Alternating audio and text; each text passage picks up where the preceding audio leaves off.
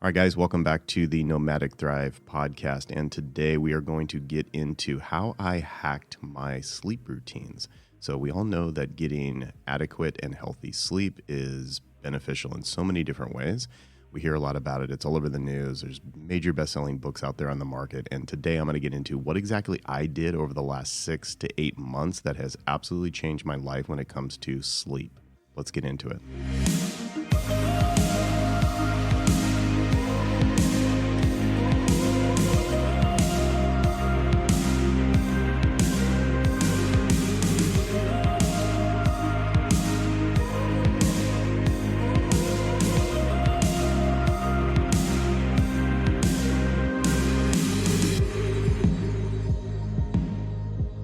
All right, guys, so welcome to the show today, and this is going to be a little bit of a deep dive into some of my new habits around sleep. So in my last episode, kind of the comeback episode of this podcast, in a sense, I went into how I'm going to be slightly changing the mission and broadening the scope of the podcast. It won't just be focused on my life in China and, kind of travel, expat kind of lifestyle material. Of course, that will still be here if you're interested in that. So please stay tuned because I still will be sharing a lot about my life in China, what it's like to be an expat living abroad, so on and so forth. But I also wanted to include just different types of subject matter that I'm currently interested in to continue broadening my mind, to continue self-development, and to stretch the definition of the word nomadic. Last episode, I got deeply into it, how mostly when I began the podcast, nomad, my way of thinking of nomadic lifestyle was basically, get up and move. So, and while that's all still true, I'm also expanding that to talk more about the nomadic mind, your nomadic belief system, how you change over time and how you can get better and better and better as you age if you do certain things. So anyhow, the thing that I wanted to dive into today is my sleep habits, because since November, actually, it was probably in October, I began to do more research into sleep. Now, I'm not one of those people who has ever struggled with sleep necessarily. So I'm not an insomniac. I don't have to take sleep medication. Well, I do take one thing. I'll tell you that in a minute. But I've never really struggled with it. But I can't say I've actually had good sleep either. It's not something that I've ever prioritized necessarily. In fact, when people ask me, I always would say that if I could choose a superpower, it would be never to sleep, because we spend about 20 to 30 years of our lifespan actually sleeping. To me, that's just a colossal waste of time. I would rather be doing something. I would rather be reading a book. I'd rather be doing pretty much anything other than sleeping. However, all the research is showing that sleep is necessary to maintain that performance and that productivity in your waking life. So I wanted to start off with a quote that I found as I was kind of doing some reading around sleep, and I love this. So here it goes. Quote, "I love sleep. My life has the tendency to fall apart when I'm awake." Ernest Hemingway. So as a writer, as a fan of Ernest Hemingway, I love that quote because it underscores the importance of sleep in kind of a funny way. And I think if we twist that quote a little bit, we can realize that it's actually when we don't sleep well, our life tends to fall apart. And I want to read a quote from a book that I've read. I read it a few years ago when it first came out, but then I've also revisited it again over the last 6 months as I've been just trying to dial in my habits. So here goes. "Routinely sleeping less than 6 or 7 hours a night demolishes your immune system, more than doubling your risk of cancer. Insufficient sleep is a key lifestyle factor determining whether or not you will develop Alzheimer's disease. Inadequate sleep, even moderate reductions for just 1 week, disrupts blood sugar levels so profoundly that you would be classified as pre-diabetic. Short sleeping increases the likelihood of your coronary arteries becoming blocked and brittle, setting you up on a path toward cardiovascular disease, stroke, and congestive heart failure." Now, this is from one of the opening paragraphs of the book, Why We Sleep by Matthew Walker, PhD. I highly recommend this book.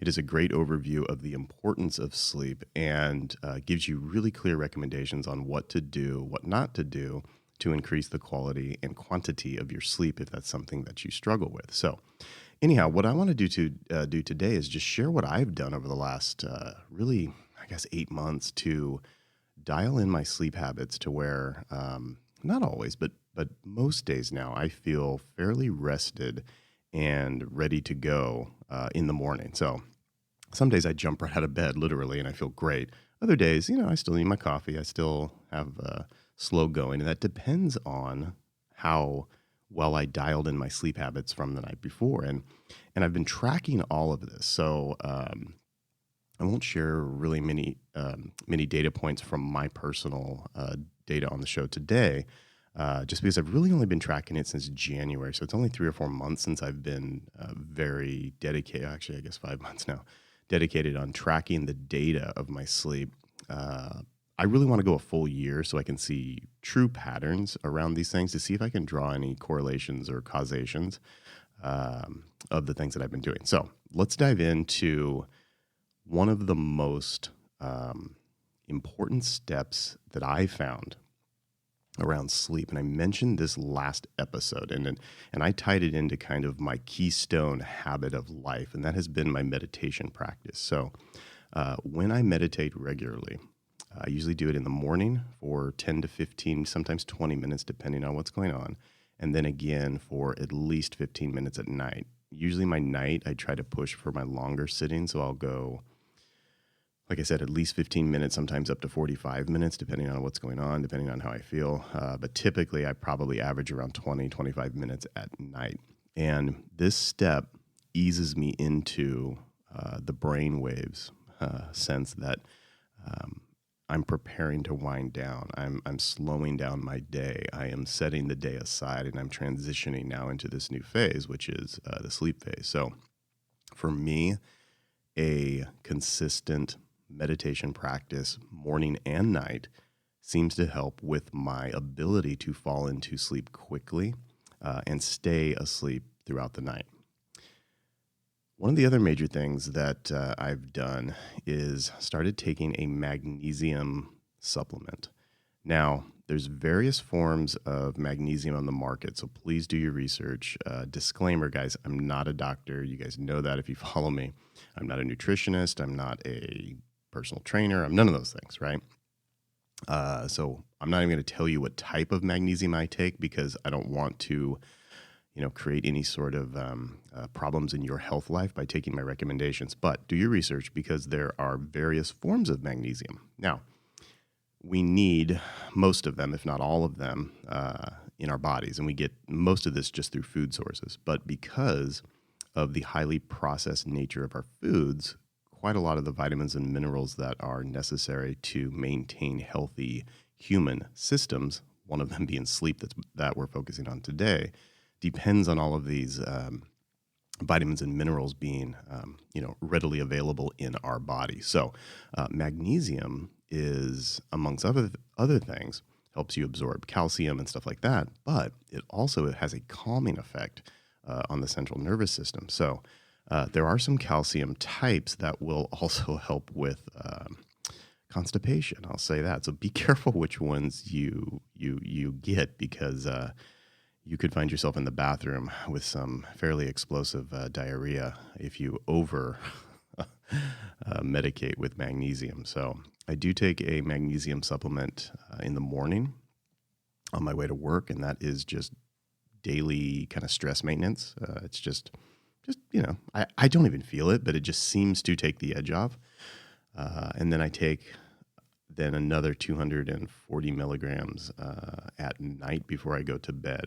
And again, it's that calming effect on your nervous system that allows you to just settle down and then ease into sleep. So do your research, magnesium supplements. If you can, I know it's kind of a tough time to get into doctor's offices for anything other than emergencies right now with the COVID outbreak. But if you can have your blood and biomarkers taken, go in and Quest Diagnostics or one of those places in the U.S. And check your levels of things like vitamin D, magnesium, stuff like that. I think that's always a really great thing to do. I have not done that just because I wouldn't even know where to start here in China. Well, I guess I could probably just research it. That's probably just an excuse. I need to do it to measure these things because I might not be deficient in magnesium. Although everything I've read I got really into the research on magnesium about 4 months ago. Almost everyone is deficient in the Western world. So take that for what it's worth. Do your own research, get your own tests. But I have found that especially a nightly supplementation of magnesium helps with my sleep, especially with like controlling anxiety. So next thing that I invested in was actually 2 pairs of blue light blocking glasses. So, in the modern world, we are absolutely addicted to our devices. So, I hate to admit it, but I typically have my iPhone in my hand. Most of it during the day is for work. Tons of text messages coming in and emails and stuff like that. And then at night, my hobby is reading, media consumption, tutorials around, photography or writing or whatever I'm pursuing at the moment. And then all of my creative output then, not just the input, my output is on a device of some sort, be it, editing on my Mac, writing on my Mac or my iPad. We all spend a lot of time in front of screens, and the screens emit blue light. Now, again, not a scientist, but there are various different colored waves of light. And the way I understand it is blue light is what signals our brain through the optic nerve as we absorb these light waves into our body through our eyes. Some would even say the pineal gland, or maybe it's the pituitary gland. I get those two confused. One of them is light sensitive, and it can actually sense photons through your skin and your skull, which is pretty freaky. But anyhow, in some sense, mostly through the eyes, through the optic nerve, we absorb this blue light. And what the blue light tells animals, humans in this case, is that wake up, time to be awake, time to get up, time to get your day moving, time to go out hunting or gathering. The red light from the fire last night has burned out. It is now time to wake up and get on with your day. So this goes back, millennia as we evolved as creatures. So the problem is that the blue light in the natural atmosphere, as the sun moves across the horizon and dips below the horizon, it goes away. We have then augmented that, supplemented that, invaded that darkness or that red light that comes off of fires and more natural lighting with these blue light emitting screens that we're now in front of all the time. So basically what that does to your body, it tells your body, awake, awake, awake, awake, awake, even at 9 p.m. as you're trying to, chill after work and watch a movie. You're actually doing the opposite. So the theory goes these blue light blocking glasses that you see all over Instagram right now, there's ads every 3 swipes, it seems like, for these glasses. What it does is that it cuts down the amount of blue light that comes through your eyes that signals your brain to be awake. So basically, it's kind of like wearing like those night masks, which we'll get into in a moment. But it still allows you to see, which is cool. So you're blocking out the bad, keeping the good. You can still go about your night. You can still do things. Now, here's the bad part. The ones that I bought are from True Dark, and True Dark is owned by David Asprey, who is the founder of Bulletproof Coffee. He is an expert on human development, futurism, and that kind of stuff. He's like this super crazy health guy. And I use crazy in a really good sense. He goes super deep. He experiments on himself. He is a human guinea pig on all things holistic, natural, longevity research. He's really pushing himself to try to live, 120, 140 years. So he owns this company, or he's a part owner of this company called True Dark, and they've got some of the best blue light blocking glasses on the market. So anyhow, I ordered these things in, I guess, November when I was back in the U.S. for a trip, and they were back ordered. So they didn't arrive until my wife and the kids came back to Shanghai in January. So then they brought them to me. So I've only been wearing them since January. And the bad news that I hinted about is they are god-awful ugly. So they look like a pair of Oakleys from the 1990s. So I would not wear these things in public. And I know there are a lot of better looking blue light blocking glasses on the market that look actually stylish. They look like regular, reading glasses of some sort. I've also read that they don't work that well compared to some of these higher end brands. Now, I have no proof of that. I don't know at all. But I tended to stick with the brand that this guy, David Asprey, created, because I know he is so deeply into the research and into his own longevity that if he's going to back a company, he's going to back something that works. So I went with these super ugly ones, and there's two pairs, and there's one pair, it's called the Daywalkers, which reminds me of like some vampire movie. I think it was Blade, the Daywalkers. And they're yellow tinted glasses. So, you look like one of those sniper shooters, with the yellow glasses, or like you're a professional poker player and you got the yellow glasses.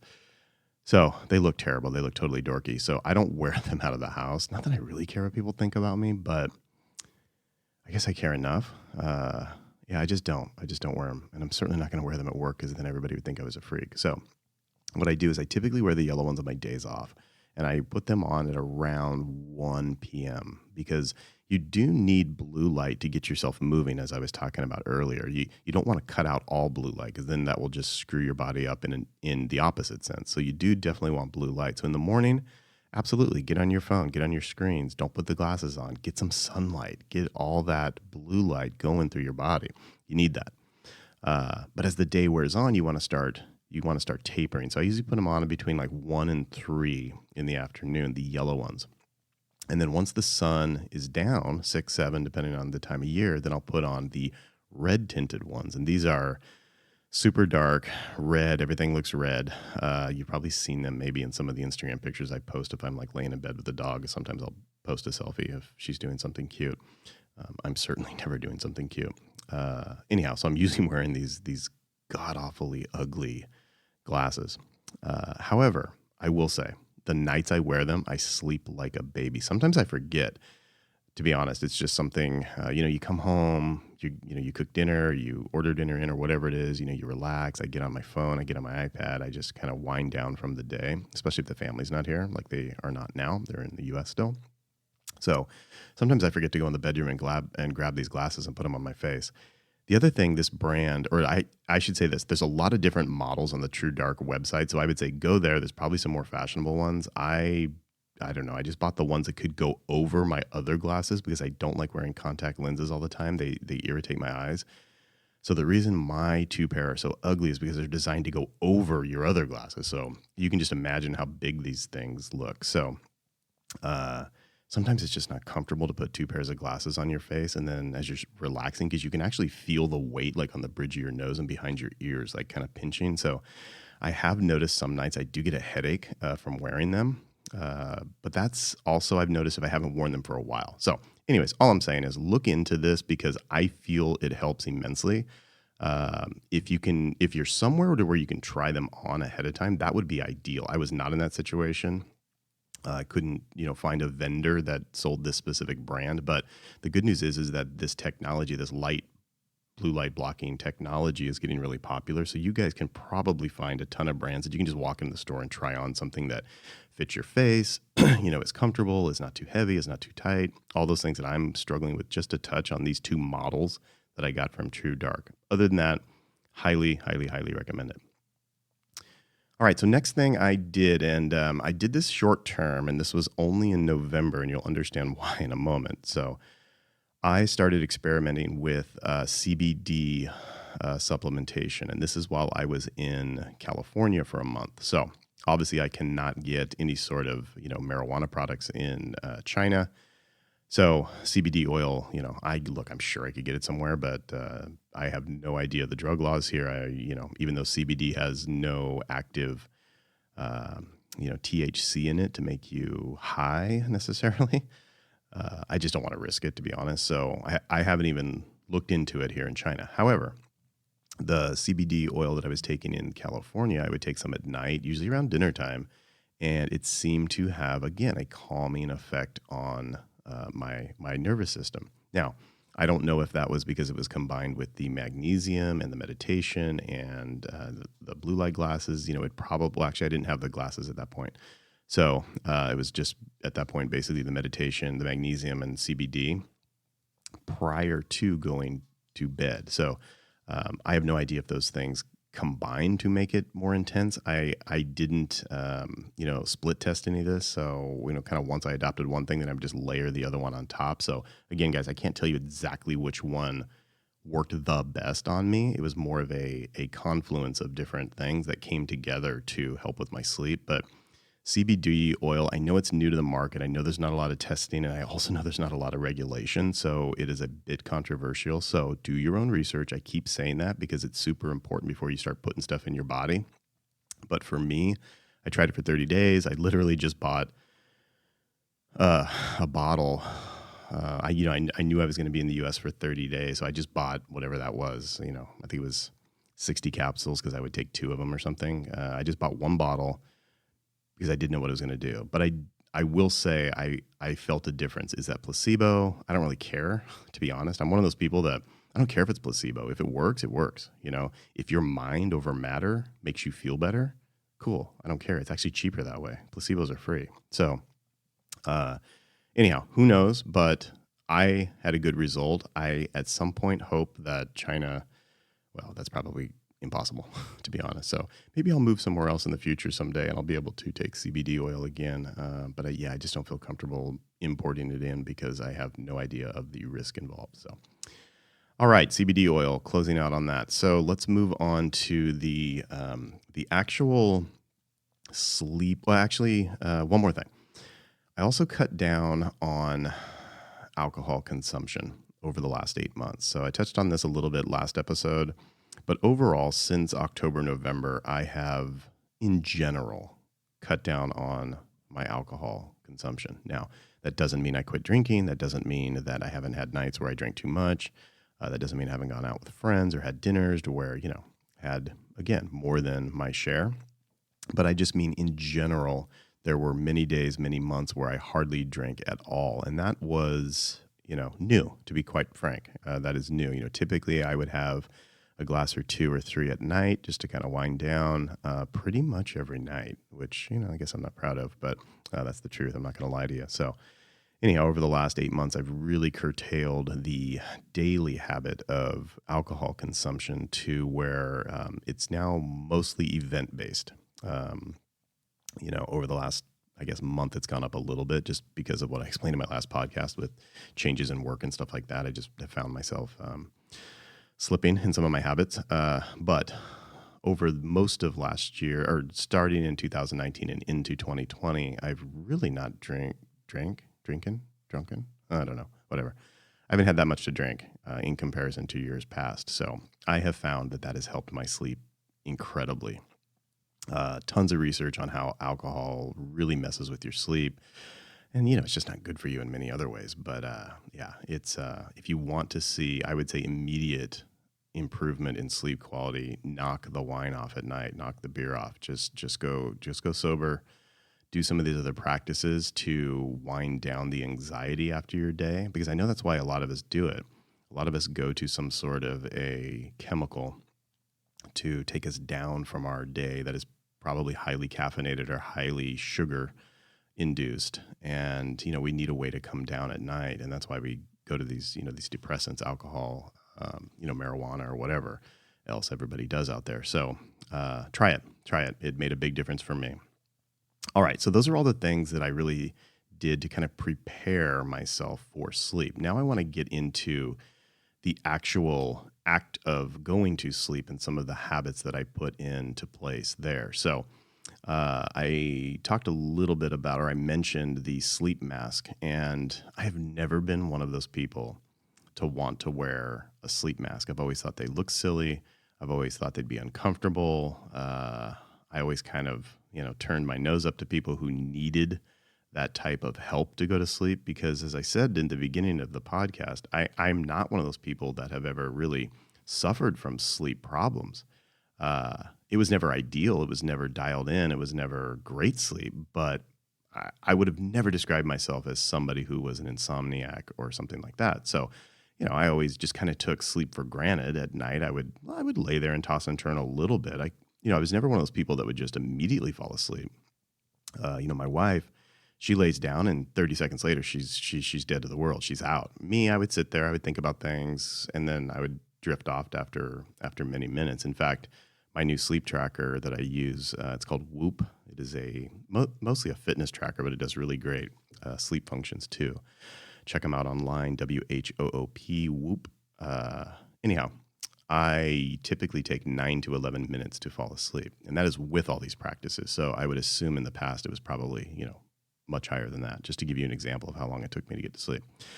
All right, so what I do now is I put on the sleep mask, and the one I found that fits my face the best, it is a brand called Mzoo. Mzoo, I don't even know how to pronounce it, but it's Mzoo. Mzoo. And it's pretty highly rated on Amazon. It's not that expensive. I don't remember what it was, maybe $25, something like that, maybe even cheaper.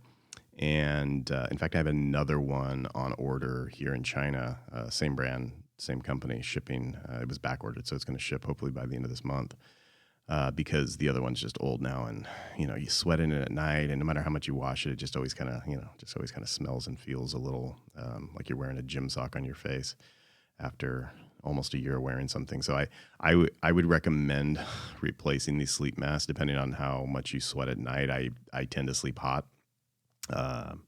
We'll get into that in a second as well.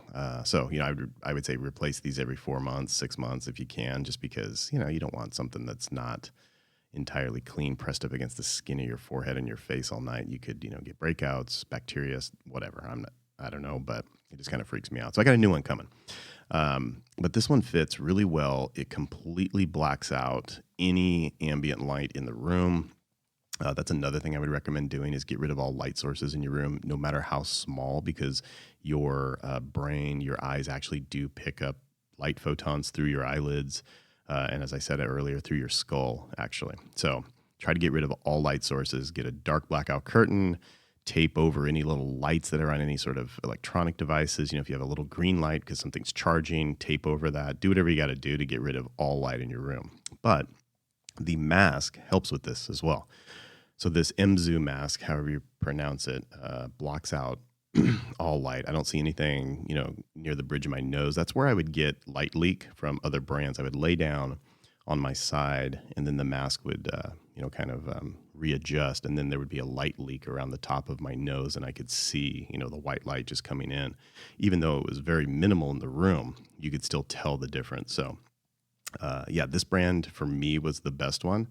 And it's super comfortable, lightweight, soft, and it has like these silicone, it's silicone like memory foam underneath the fabric, and there's like these little eye cups. So as you wear it against your eyes, you can actually blink your eyes and your eyelashes so it doesn't feel like something's just pressed up against your actual eyeballs. So obviously, it sits around the occipital bone, in your forehead and on your nose, but you can't feel any pressure on your actual eyeballs, which for whatever reason just freaks me out. If I have something pushing on my eyes, even if it's very light, freaks me out. So sleep mask, Mzoo, highly recommend it. So I put that on as I get into bed. Second thing I do is I put on sleep sounds. And again, I've never been one of those people that needs any sort of, this white noise in the background. But through my reading, through my research over the last 8 months, so many people have recommended some sort of a nightly noise to play in the room that I've started experimenting this. And I've gone back and forth with a couple different types of things. I started out just simply playing it on my iPhone, and I found a couple apps, and I started with just the white noise. Sounds like like the static of a television. I didn't really like that; it was too harsh for me. I've gone to there was a sound that I found on one app that was like a cavern of like a cave. So it was just kind of like the ambient, very subtle wind in the background if you were deep into a cave. So you could barely hear it, but it was just this atmospheric, this very cavernous feeling that the sound created. I really enjoyed that one. But for whatever reason, the app I was using, I can't find it anymore. One of the frustrating things about app companies sometimes is when they completely redo their UI and they completely redesign the app, sometimes I can't find the things I liked anymore. So unfortunately, I cannot find that sound anymore. I haven't looked really hard, so hopefully maybe tonight I'll look for that again because I really did enjoy that. It was very peaceful. Here's the weird thing. I actually did some research on why the cavern sound, and it goes back to our caveman days, literally. So it's embedded into our DNA somehow, as that is a comforting noise. You're in shelter. You're in the protection of a cave. and that just tripped me out, that would be so comforting to the human animal, that is encoded into our just kind of our reflexes in a sense. So cavern noises, I recommend those. Right now I'm into the ocean, so I'm listening to ocean waves at night, and I've also upgraded my sound quality. So the iPhone, it's got great speakers, but it's not like an actual speaker. So I invested in a HomePod, and I have that set across the room, and this has got really great kind of 3D sound, and I listen to the ocean waves from my HomePod in the bedroom, which I realize is overkill. So don't judge me, but when I get into something, if any of you know me personally, you know that I'm very streaky, and what I mean by that is like I get on a streak, I get into something, and like I go deep into things. So yes, I bought a HomePod for the bedroom simply to listen to ocean waves at night. So I know, terrible, but it sounds great. It sounds amazing. The other thing, before bed, I turn on a playlist called Bedtime Beats, and this is just a very mellow kind of ambient music, lo-fi beats. It's just, it's just calming. I don't know if that actually has anything to do with the quality of my sleep, but it just kind of puts me in the mood, to kind of chill and relax. And then another really great soundtrack for sleep is called Sleep by Max Richter, and this is more of an orchestral, ambient kind of composition that lulls you into sleep. I haven't tried to listen to that during sleep, just because I find if the song changes, and it does over the 8 hours of this album, the album's 8 hours. It's literally designed for a whole night's sleep. I'm afraid that if the song changes, my brain will notice it somehow. Whereas if it's just the ocean on loop, I'm not going to notice any variations, and it'll just put me out. So, but I do recommend listening to Sleep by Max Richter prior to actual, going to sleep. All right. So the final thing that I do once I've decided to go to sleep is I invested in a gravity blanket or a weighted blanket. So this basically just looks like a regular blanket. However, it's more like a quilt, and it has different, sections sewn into it, little squares. And in those squares are glass beads, very tiny beads. It almost feels like sand underneath your fingers in these blankets. And they're heavy as hell. So the one I got, and do the research online, because depending on your body weight, they will recommend the weight of the blanket you should buy. So based on my height and my body size, I was recommended to have the heaviest one they had. I think it's 25 pounds. So this blanket is 25 pounds, and because it's these glass beads are super tiny, it's almost like sand, like I was saying. So as you pull this heavy blanket up on you, it kind of wraps around you, because the sand just kind of forms around your body in these large squares that they've been sewn into. And the theory behind these weighted blankets is that it simulates you being held as a baby, maybe even going back to the womb, to where everything is tight. You're in that fetal position. You're being held, by your mother's body before birth. And then after that, as a baby, being cuddled, being swaddled, being, held by your parents or whatever. And some of the research also suggests that it also then goes back to early man and early tribal or early nomadic civilizations, to where they would all sleep together in, caves or, tents or whatever, and they would all huddle together for warmth. So again, it's simulating this closeness. It is simulating security and safety. So, if you sleep alone, like right now, I'm sleeping alone, family's gone, this weighted blanket just being over me puts me absolutely out. So when you combine all of these things together, and I know it probably seems overkill, guys, but I get now 7.5 to 8 hours and 15 minutes, maybe 8 hours and a half on a day off every single night. My sleep scores on my Whoop wrist strap that I wear, and then, I look at the analytics on the app. My sleep scores are amazing. My recovery, for the most part, is pretty good. Some nights I don't, and it's also correlated to different things. So if I drink, I've noticed that my recovery is less. I have a worse night's sleep, basically, is what this app tells you, based on heart rate variability, resting heart rate, disturbances. It can tell when you move or when you get up to use the restroom.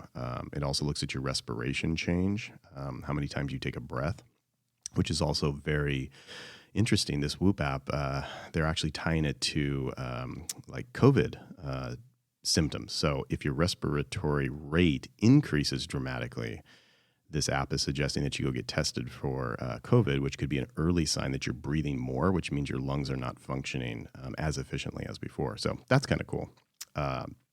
Yeah, so those are my daily, nightly habits now to help me hack my sleep. And in general, I feel so much better. Like I said, I never really struggled with sleep, but I never felt that. How am I trying to say this? Like, I just never felt great in the morning. I never felt terrible unless I was hungover or something, or I was sick. But I just never felt great. I never felt ready to tackle the day. It was always kind of a chore to get up. I had to march straight to the coffee machine. I still do that out of habit and love for coffee, but I could probably get by now without that in the morning if I had to push myself. I'm not going to do that just because I really enjoy coffee.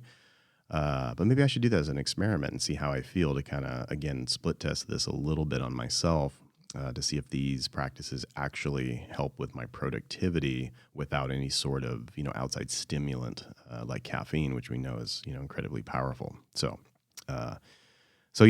that's it. That's my sleep habits. Hopefully you guys got something out of that. I'll leave some of the details in the notes from this episode if you want to look into some of the products or some of the, like the book I mentioned, Why We Sleep, and some of the other stuff. If you want to look into this for yourself, I'll leave some specific notes. You can refer back to that. But now, before we go, I want to get into some listener and follower Q&A. So a couple days ago, I asked for you guys to send me questions over Instagram, and I'm going to do this every week. So you guys just please send questions over Instagram. You can DM me, and my Instagram is Michael B. Mast, Michael B. as in boy, Mast, all one word. You can find me there.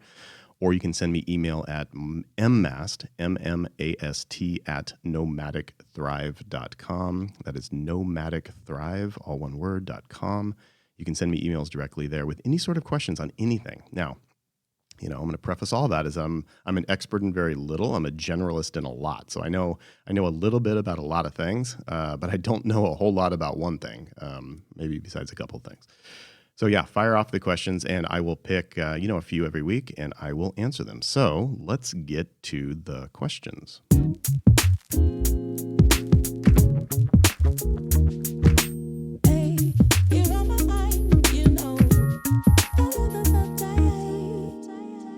All right, first question. So the question is, do you plan to head back to the U.S. to be with the family? So great question, and thank you for asking this.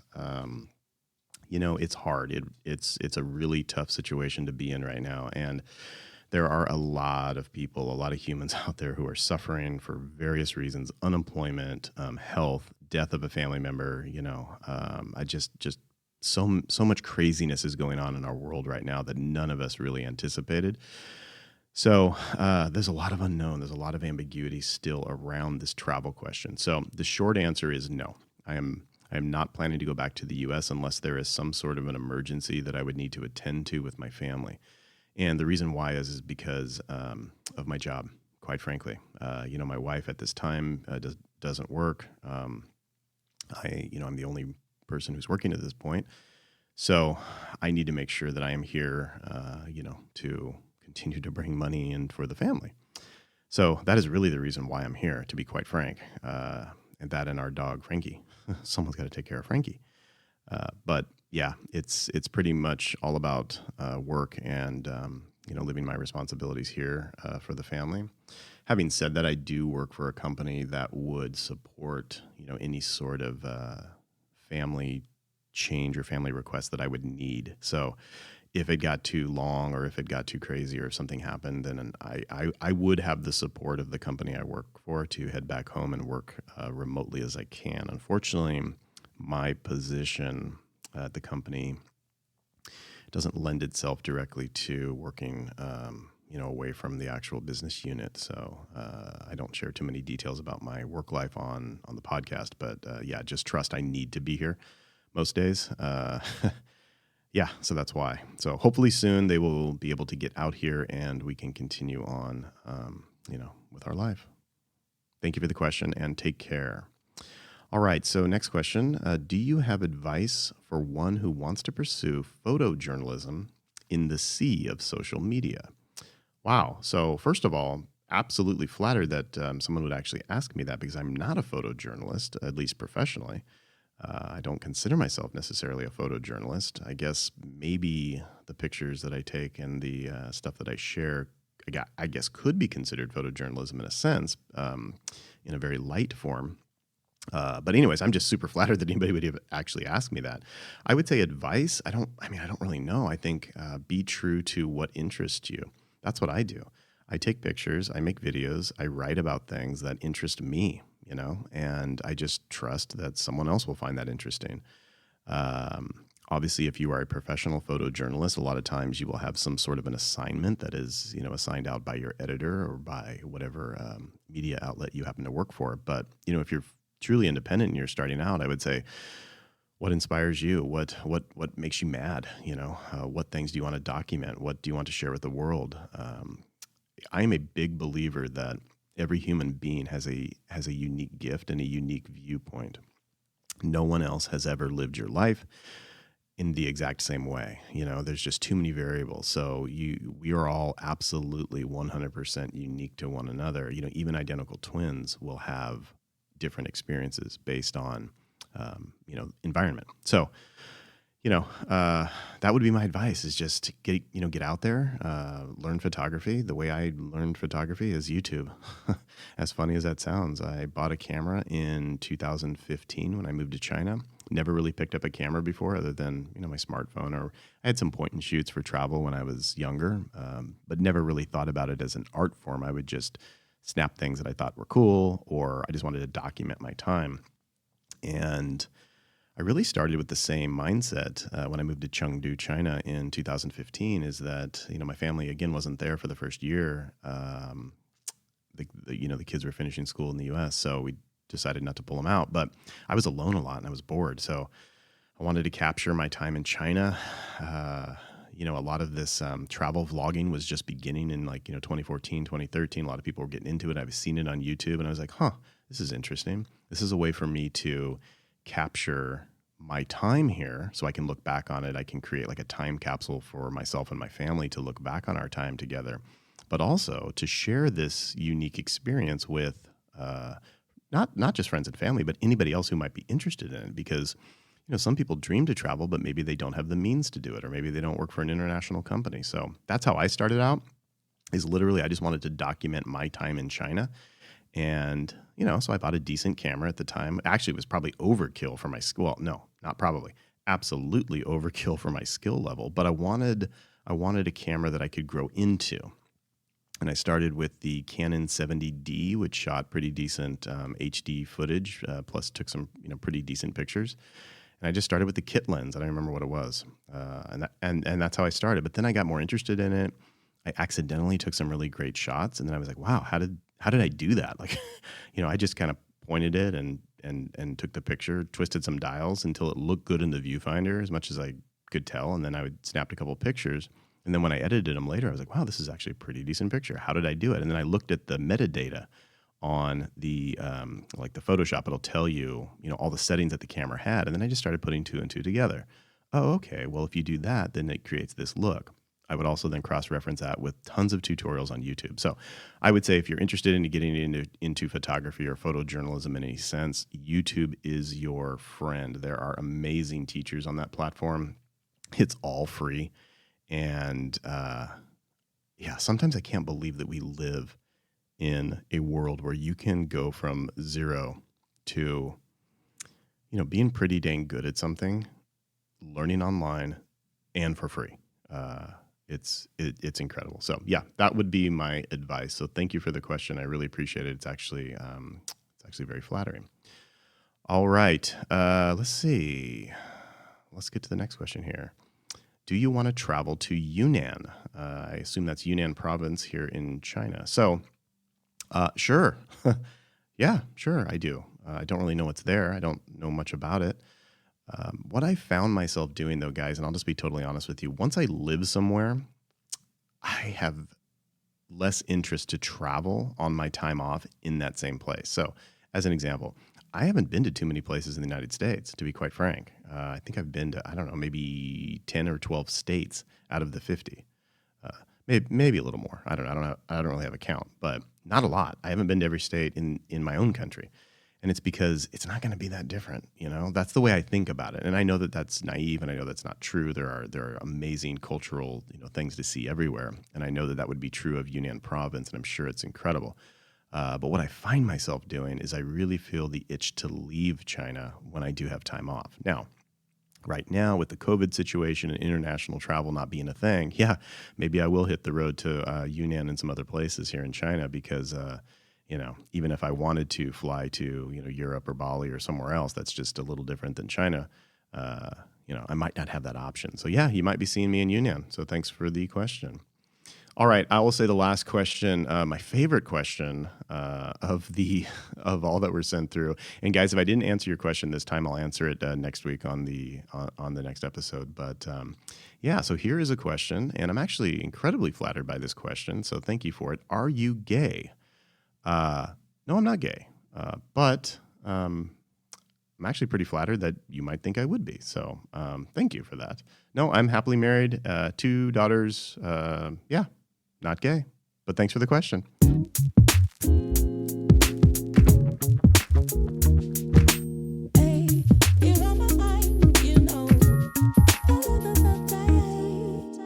All right, guys. So once again, thank you for sending the questions. We're going to try to do this every week. Keep them coming. Send them through DMs, through Instagram. Send them through my email address at the website, which is mmast@nomadicthrive.com. And as always, thank you guys for listening. Hopefully you enjoy this podcast, and hopefully you are enjoying the slightly rebranded focus to where I'm going to be broadening the subjects that I talk about here. So hopefully you find this interesting. If you do, subscribe to the podcast. Leave a review if you can. That would be super helpful. And also tell some people about it. If you have friends and family that, might find some of this content interesting, if they want to know more about, travel or, expanding your mind, expanding your potential, self-development, I'm going to be getting into all these things in the future. Go ahead and share it with your friends. I would really appreciate that. And as always, thanks guys. And we will talk next time.